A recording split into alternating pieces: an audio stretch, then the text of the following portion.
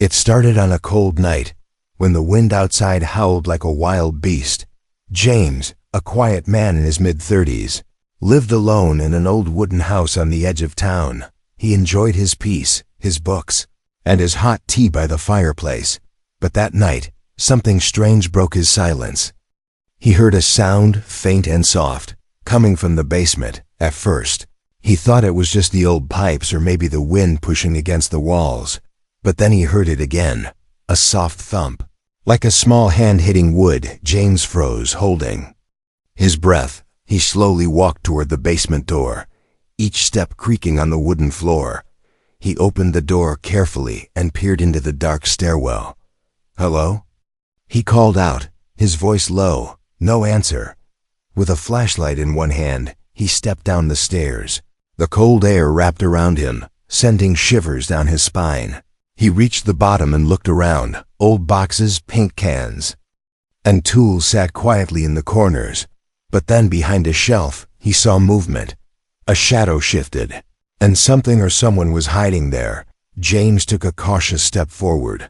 "I'm not going to hurt you," he said gently. The shadow trembled. And then, very slowly, a small figure stepped out. It wasn't human. The creature had soft violet skin, glowing blue eyes, and long silver hair that fell across its face. She was no taller than a child, thin, scared, and clearly exhausted. James gasped but didn't move. The girl looked at him, her lips trembling. "Don't tell anyone," she whispered, her voice barely audible. James nodded slowly, trying not to scare her. "What are you?" he asked quietly. I don't know your word for it," she replied, clutching her arms around herself. Her clothes were torn, more like rags than proper fabric, and her bare feet were covered in dust and bruises. James felt a strange mix of fear and sympathy. He stepped back and pointed to the stairs. "Come upstairs, it's warmer there." The alien girl hesitated, then nodded. Together, they climbed up into the house. James gave her a blanket and sat her near the fire. She curled into it like a kitten, soaking in the warmth. "My name is James," he said. "What's yours?" She hesitated, then said, "I am called Lena on my world." James blinked. "You came from another world?" Lena nodded. "I crashed my escape pod. I was running." "Running from what?" But Lena said nothing, just looked into the fire with sad, tired eyes. James didn't press further. Instead, he brought her warm soup and fresh water. She ate slowly, carefully, as if she hadn't tasted food in days. After dinner, she fell asleep on the couch, blanket wrapped tightly around her small body. James sat in a chair across the room, watching the fire. He didn't know what to do. He had a literal alien girl in his home, but she looked more like a lost, scared child than anything dangerous. Still, questions filled his mind. Was someone looking for her? Was she hurt? Would the government come if they found out? But for now, all he knew was one thing: she needed help. And for reasons he couldn't explain, he was ready to give it. Outside, the storm got stronger, snow piling up against the windows.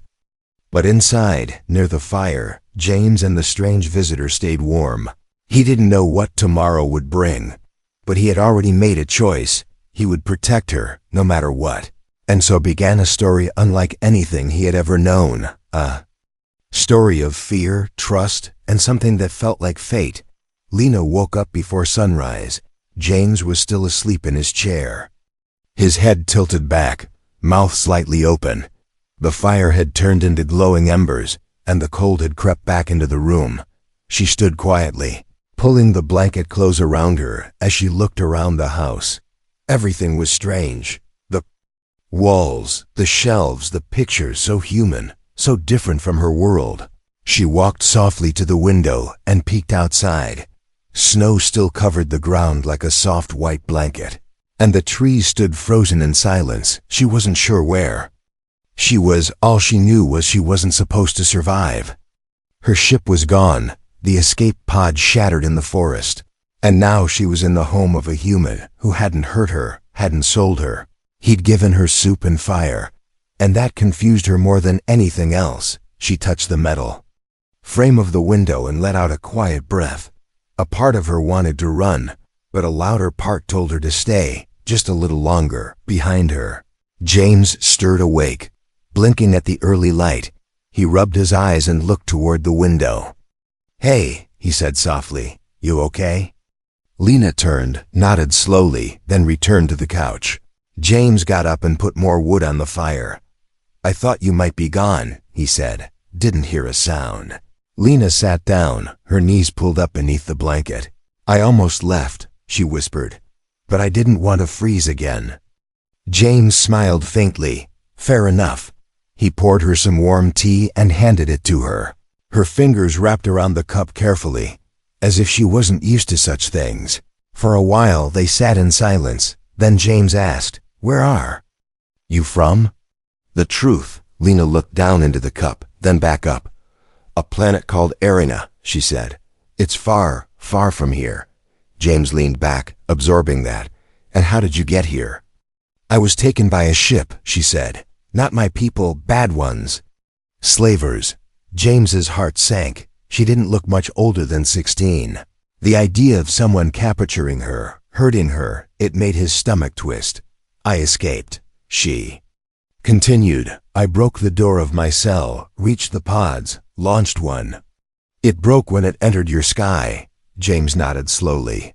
"That explains the fireball people reported in the forest." Lena looked up quickly. "People saw it?" "Some farmers," he replied. "They said it looked like a shooting star." Lena's face turned pale. "If they search the woods, they might find the pod." James stood up. "Then I'll go get what's left of it." Lena's eyes widened. "No, it's dangerous.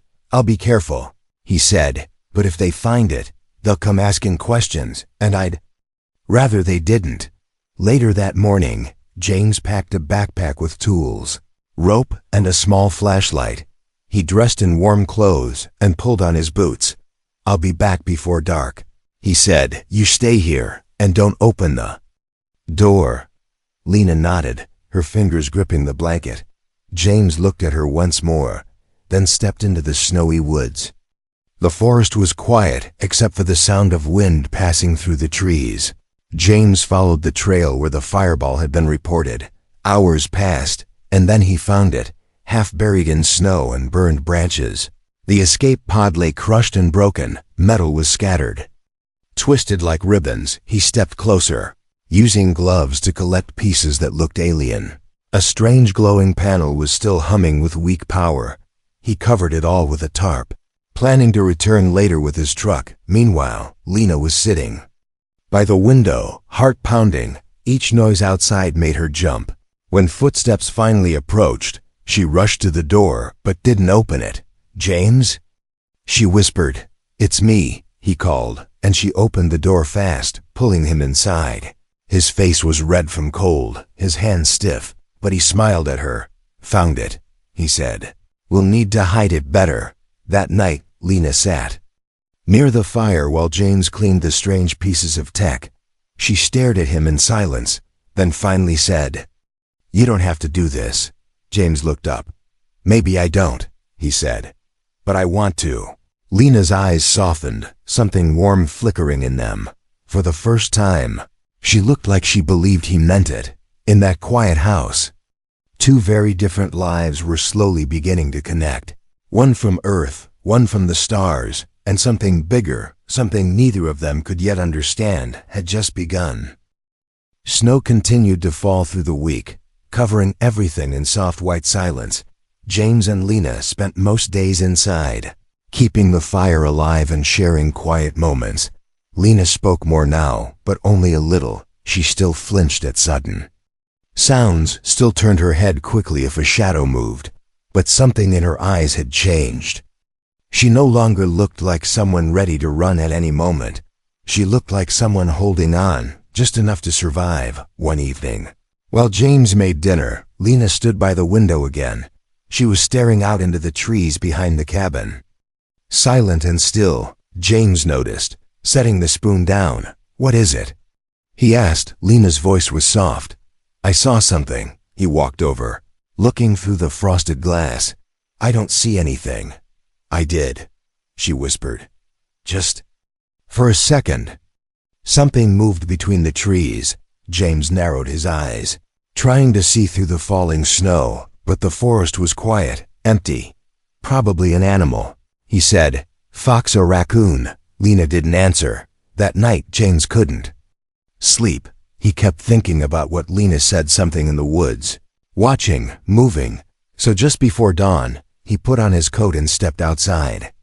The cold bit through his gloves as he walked toward the tree line.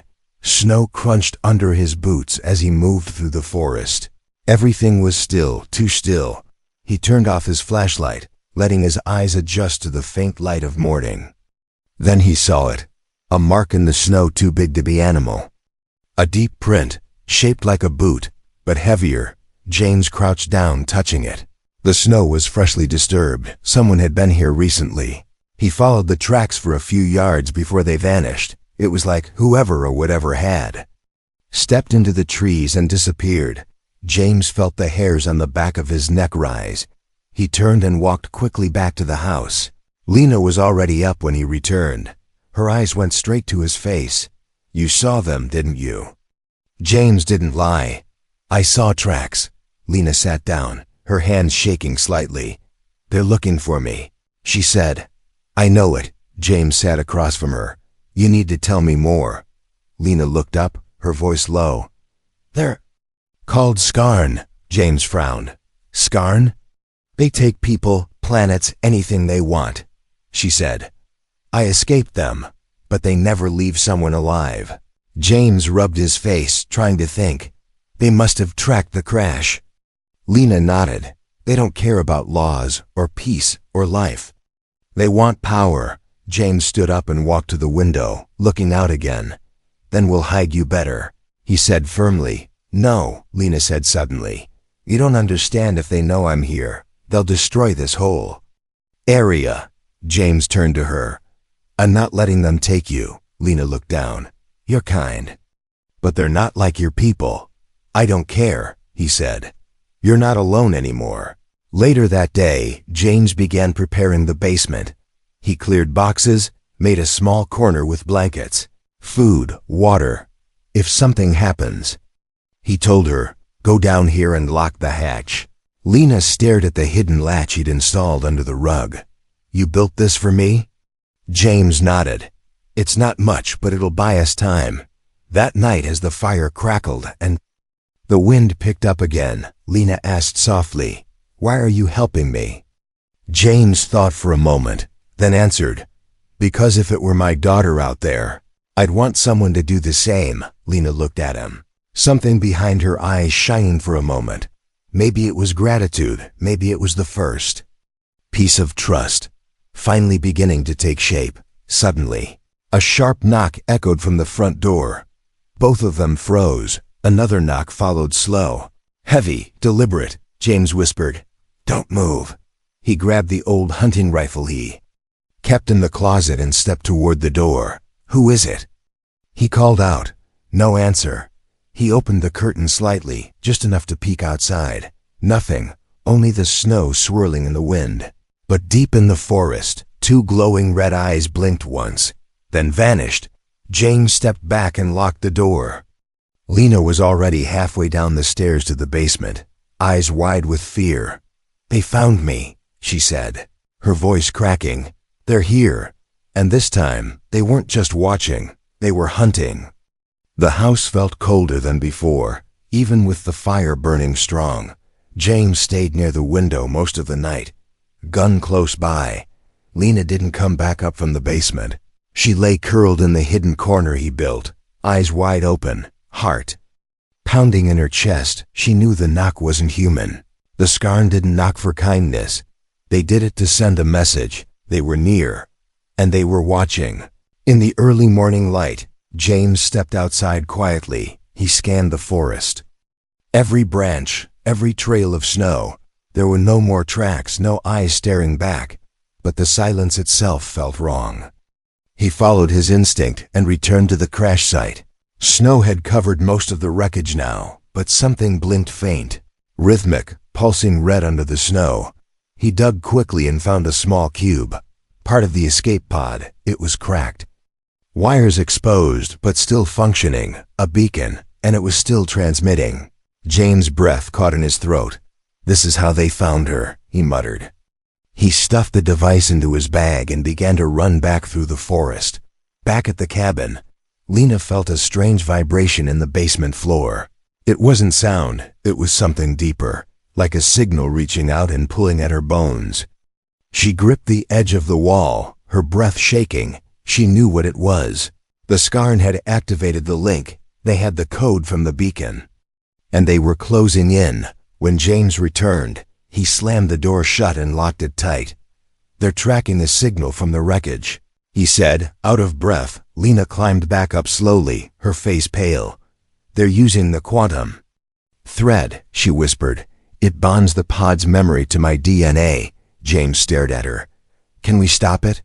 Lena nodded. "Maybe. If we destroy the core completely." He reached into the bag and placed the cube on the table. "Then we do it now." But before he could swing the hammer, Lena grabbed his wrist. "Wait, if we destroy it now, they'll know." "What?" "That we're trying to hide," she said. "They'll switch to aggressive mode." James frowned. "So we leave it active?" "For now," Lena said. "We fake the signal, send it somewhere else." She picked up a screwdriver from James's toolbox and opened the cube. Inside were glowing circuits, spinning coils, and one cracked core. Her fingers moved quickly, like she'd done this before. James watched, amazed as she rerouted the signal lines. She paused. "Do you have any strong signal tower nearby?" James nodded. "Old radio station, a mile out." "Good," she said. "We'll redirect the tracker there. And when they go to check, we destroy this by sunset." They were hiking through the woods, Lena wrapped in James's old coat. She stumbled twice but kept going. The radio station was abandoned, covered in rust and vines. James opened the side hatch and helped her climb inside. It smelled of dust and mold. But the power grid was still partially alive. James turned on the main circuit while Lena connected the cube's pulse. She pressed one final button and exhaled slowly. "They'll think I'm here now," she said. "Not in your house." "And that gives us how long?" "A day, maybe less." They climbed back through the woods in the dark. Snow had stopped, but the air was bitter and sharp. Lena moved slower now, tired and cold. James lifted her up without a word and carried her the rest of the way, once home. Lena collapsed onto the couch. James covered her with 2 blankets and made hot tea. "You did good," he said softly, handing her the cup. She looked up at him, her eyes full of something new, not just fear, but hope, maybe. "I've never had anyone protect me before," she whispered. James sat beside her. "I'm not perfect," he said, "but I won't let them take you." Later that night, the wind howled again, but this time it brought something more. A hum in the sky, not thunder, not planes, something alien. Circling above the forest, James looked up through the window and saw a faint shadow moving behind the clouds. A ship. The Skarn were here, and they were getting closer, but James was ready, because now it wasn't just about hiding Lena, it was about fighting for her. By morning, the Skarn ship had vanished from the sky, but the tension in the cabin hadn't. James and Lena sat at the table, maps spread out between them. A plan was no longer a choice, it was survival. "They'll send scouts soon," Lena said, tracing a path through the woods with her finger. James nodded. "We'll have to slow them down." He wasn't a soldier, not anymore, but he had lived alone long enough to know how to protect his home. He started by rigging a few traps around the cabin, simple snares, tripwires, and noisemakers, nothing deadly. Just enough to alert them if something moved too close. Meanwhile, Lena was working with wires and strange tools from her crashed pod.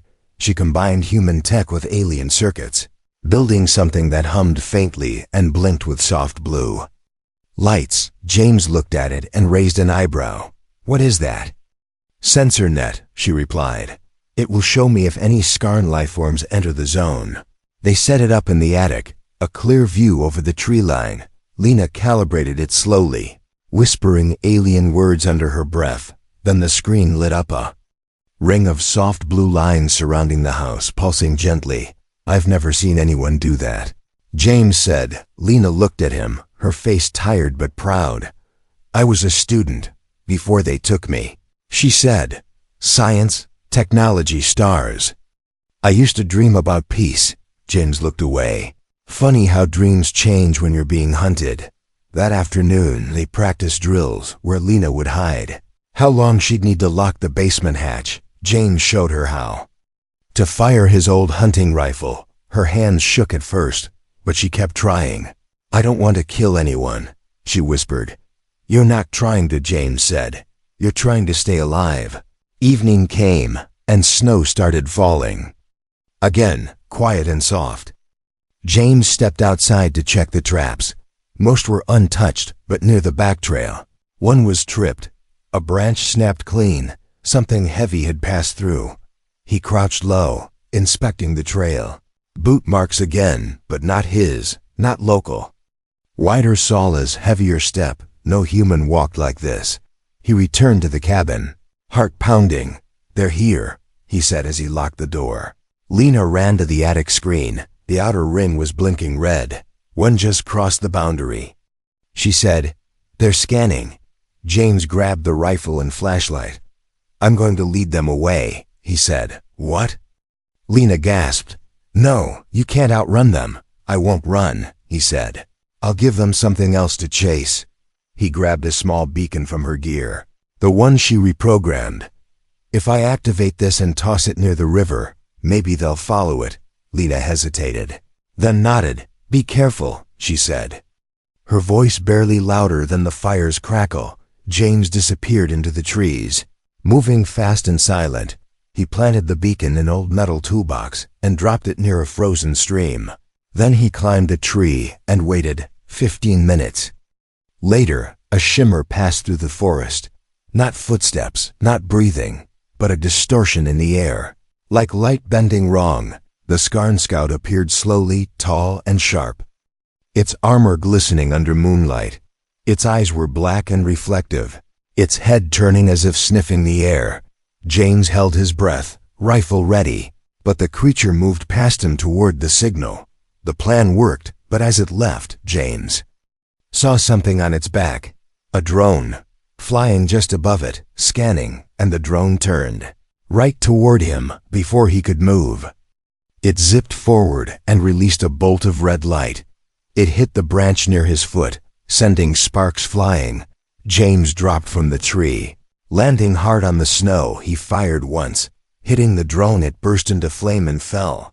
But now the scout knew. It turned, hissed loudly, and started running toward him. James ran too, heart thudding like thunder. Through the trees, past the traps, through the side trail he'd cleared yesterday. The noisemakers rattled behind him as the scout stepped into the wire. Boom! A loud snap and a flash. One of the devices went off. It wouldn't stop the creature, but it bought him seconds. He made it back to the cabin, slamming the door shut.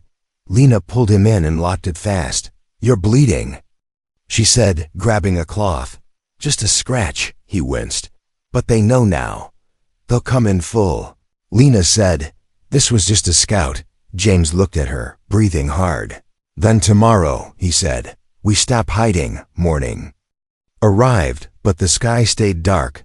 Thick gray clouds rolled above the forest, heavy with snow, inside the cabin. James wrapped his injured arm while Lena adjusted the sensor screen. The outer ring was no longer blinking. It was now pulsing fast, angry red. "They're not scanning anymore," Lena said, her voice tight. "They're surrounding." James paced across the wooden floor, boots thudding softly. "How many?" She turned the dial, watching glowing shapes move on the display. 4 scouts, 2 flyers circling, and something bigger, just outside sensor range. He rubbed his face, thinking hard. "We can't run," he said. "Not in this storm." "Not with them that close." Lena nodded slowly. "We'd be found in minutes." There was silence. Then James said what neither of them wanted to hear. "We have to fight." Lena turned toward him, her eyes full of fear. "I'm not a soldier," she whispered. Neither am I anymore, James said. But I'm not letting them take you, Lena. She looked down at the screen, then slowly nodded. Then I'll help, she said. We'll fight together. They began working fast. James gathered fuel canisters, old tools, and spare batteries. Lena stripped down pieces of alien metal and linked them with human wires. Together, they built crude but powerful traps, pressure triggers, arc bursts, and decoy signals. This one will fry their vision sensors, Lena said, holding up a small blue orb. James laughed softly. And here I thought I was just going to throw rocks. She smiled for the first time in days, even if only for a second. They placed the traps around the cabin, some hidden under snow, others inside hollow logs. Every movement was careful, fast, desperate. By the time evening came, their small home looked like a forgotten place, quiet and empty, but it wasn't. It was waiting. As night fell, Lena crouched by the fire, holding a small stone-like object in her hands. James watched her from across the room. What is that? She looked up, her voice soft. Memory crystal. It shows a picture? It shows a life, she said. Before they took me, she pressed it once, and a small light shimmered in the air above it. A woman with silver hair, smiling, waving, a tall man lifting a child onto his shoulders. Alien buildings in the background, glowing softly under a purple sky. James stared, silent. That's your family? Lena nodded, tears forming in her eyes. I don't even know if they're still alive. James reached out and gently closed her fingers around the crystal. Then we make sure you survive, he said, and one day you find out, outside. A low hum filled the air. The sky turned darker, and a faint blue glow washed over the forest. The Skarn had arrived. The sensor screen blinked rapidly, red dots moving inward. They're closing in, Lena said, standing up fast. James checked the rifle, loaded 2 last shells. He handed Lena a small shock grenade. Only if you need. 2. They took their positions, James behind the door, Lena near the attic where her tech buzzed silently. The first scout stepped into the trap. A flash of light exploded upward, blinding it instantly. It roared, stumbling back into the trees. But 2 more replaced it. One stepped onto a pressure plate. Boom, an arc of blue light knocked it down. But the third one kept coming, fast and silent. It crashed through the window, glass flying. James turned and fired. The shot hit the creature's chest. It staggered, but didn't fall. Lena threw the shock grenade, and lightning burst through the room. The creature dropped with a loud thud. James pulled Lena behind him as more Skarn shadows appeared through the door.